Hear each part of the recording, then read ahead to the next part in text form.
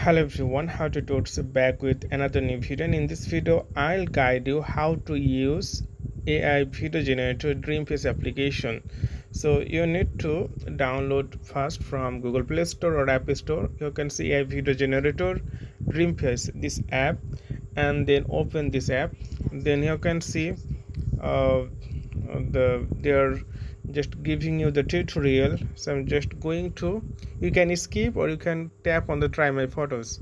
So I'm just going to try my photo. So if you have the photo on your gallery, then you'll see here, but this time I'm just going to choose the maybe this one model and animate it. So it's reconstructing and it's loading to get the result. Just wait how it looks like when it will be animated.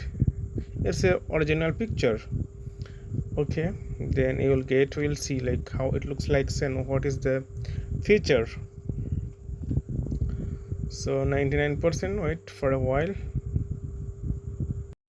and here you'll see the result. Like if I tap here, so this is the result. So you can do it on your own picture, and you can do from the modeling.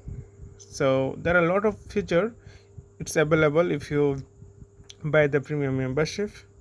And what you need to do, tap here the save, or you can tap on the share button to share on your social media.